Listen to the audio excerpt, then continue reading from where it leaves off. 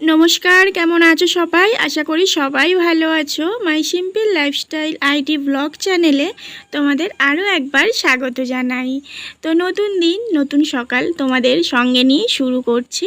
তো দীঘায় হচ্ছে আজকে আমাদের শেষ সকাল, আজকেই আমরা বাড়ির দিকে রওনা দেব। তো সকালটা যেহেতু আছি, তো তাই ভাবলাম যে চলো একটু সমুদ্রের ধার থেকে ঘুরে আসি।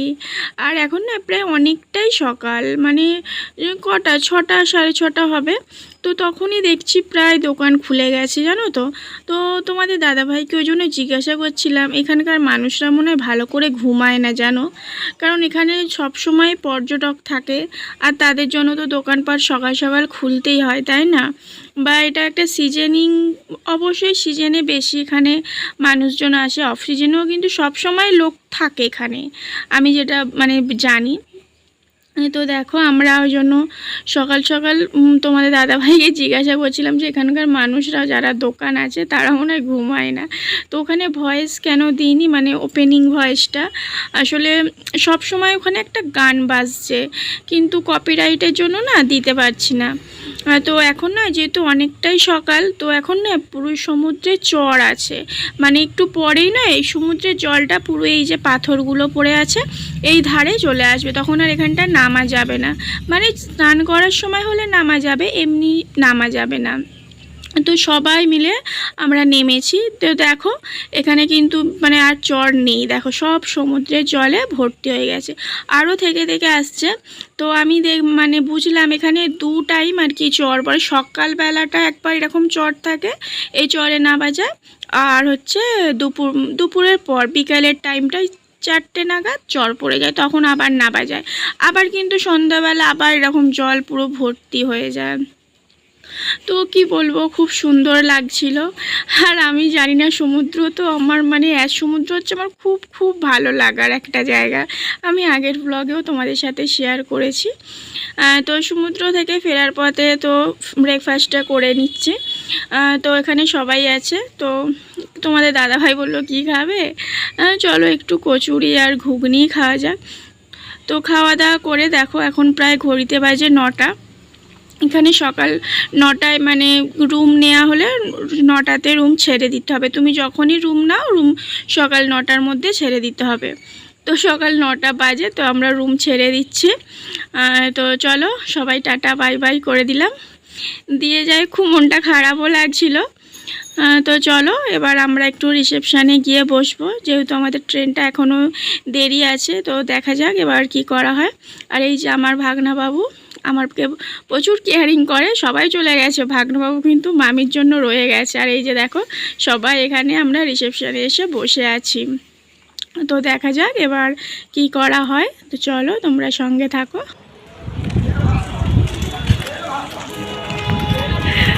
তো এখন বাড়ি যাওয়ার পালা। কটায় ট্রেন গো? 11:55 ট্রেন, আর এখন বাজে হচ্ছে 9টা। তো 2 ঘন্টা কি করব, সেই জন্য আবার একবার সমুদ্র লাস্ট দর্শন করতে যাচ্ছি। বাবু কেমন লাগলো? হ্যাঁ ভালো ভালো। কবার সমুদ্রের জল খেলি? এখন গিয়ে নামবে, এখন পুরো সব জল। তখন আমরা যখন গিয়েছিলাম তখন নাবা গিয়েছিল, এখন আর নাবা যাবে না। তো আর একবার একটু ঘুরে আসি, তারপরে এসে বাড়ির দিকে রওনা দিতে হবে। দেখো শেষবারের মতো আমিও দেখতে এলাম, তোমাদেরও দেখাচ্ছি, আমার তো খুব সুন্দর লাগছে। বাবু কেমন লাগছে সোনা? ভালো, কিন্তু একটু রোদ, 2 দিন যে ছিলাম তো রোদটা ছিল না এতটা, কিন্তু আজকে প্রচুর রোদ, মানে যেতেও ইচ্ছা করছে না, এখানটা থেকে রোদ লাগছে। যাও, আর 1 ঘন্টা আছি, তো আর একটু থেকেই যাই, খুব সুন্দর লাগছে।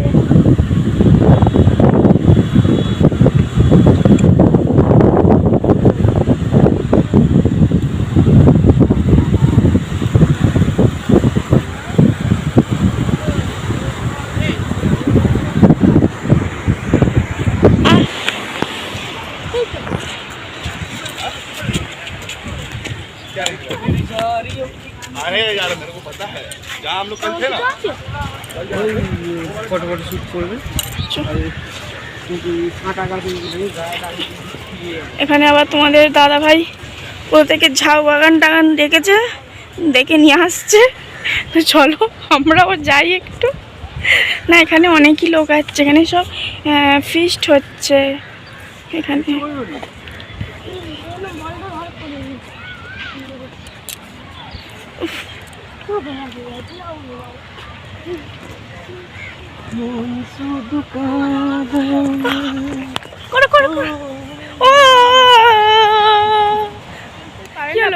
প্রচুর রোদ লাগছিল, তো সেই জন্যে তো তোমাদের দাদাভাই জায়গাটা নিয়ে আসলো। সত্যি খুব সুন্দর লাগছিল জানো। হ্যাঁ পিকনিক স্পট। তো আমরা এখানে একদিন কাটিয়ে দিলে হতো না। বেশি নাড়াবে না ফোনটা, বলছি আর একদিন থেকে গেলে হতো না। রুম থেকে আমার 9টায় এখানে আর কি এন্ট্রি, মানে 9টা থেকে আউট হবে। আসো না গরু আছে ঠ্যাং ফ্যাং ছোঁড়ে কোনো, ওইটা দিয়ে চলো। রোদ আর কি করা যাবে।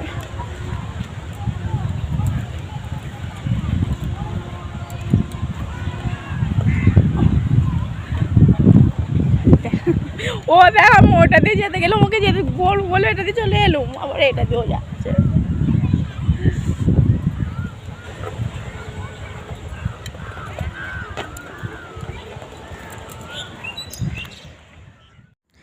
তো আমরা এই ঝাউ বাগানটায় অনেকটা সময় কাটালাম, মানে যাবার সময়ও দীঘা থেকে যাওয়ার সময় একটা মনটা খারাপ লাগছিলো জানো, যে চলে যাব, কিন্তু এইখানটা এসে এত মনটা ভালো হয়ে গেছে। তো আমি না বারবার তোমাদের দাদাভাইকে বলছি আজকের দিনটা থেকে গেলে হতো না, যেহেতু আমরা ট্রেনে করে এসেছি, আমরা লোকাল ট্রেনে এসেছি, আমাদের সেরকম কোনো নেই যে আজকেই যেতে হবে। বলছি আজকের দিনটা থেকে গেলে হতো না। তো আর থাকছে না জানো, বলছে 3 দিন হয়ে গেছে, আর থাকা যায়, আর কেউ থাকতে চাইছে না জানো। কিন্তু আমি আর আমার ছেলে মানে খুব থাকতে, আর আমার ছেলে দেখো ও বলকে সানগ্লাস পরিয়েছে। তো এবারে যাব হচ্ছে বাড়ি, আর কিছু করার নেই। আর এই যে দেখো এই ক্যামেরাটা আমার ছেলে করেছে জানো, গরুতে ঘোঁতাঘুঁতি করছিল শিং দিয়ে, আর আমার ছেলেটা তুলেছে, লম্বাভাবে তুলেছে। যাই আমার ছেলেটা কষ্ট করে তুলেছে, তাই তোমাদের সাথে একটু শেয়ার করে দিলাম। তো চলো এই যে আমরা ঝাউ বাগান ছেড়ে সমুদ্রের কাছ থেকে ছেড়ে এবার চললাম, এবার যাব হচ্ছে স্টেশন। আর থাকলে এবার ট্রেনটা মিস করে যাব জানো। তো অনেকটা ভালো মুহূর্ত সঙ্গে করে নিয়ে গেলাম, তো দেখা যাক। তো চলো তোমাদের সাথে আস্তে আস্তে তো সবটাই শেয়ার করছে। তো আবার আসবো, আমার তো খুব পছন্দের জায়গা। তো আমাদের ট্রেনও এসে গেছে। এবার সবাই মানে এখানে একটাই ট্রেন দীঘা থেকে, মানে আমাদের ওইদিকে যাওয়ার হচ্ছে হাওড়ায় একটাই ট্রেন, সকাল 11:55 এই একটাই ট্রেন আসবে, যেটা পাঁশকুড়া লোকাল হয়ে আসে।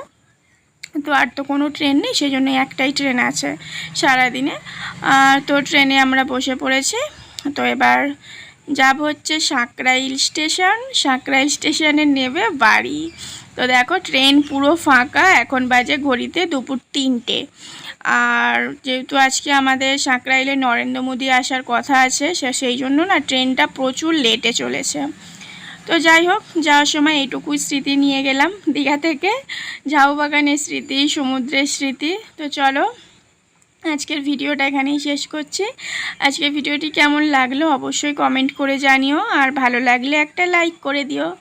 আজকের মতো টাটা, তোমরা ভালো থেকো, সুস্থ থেকো।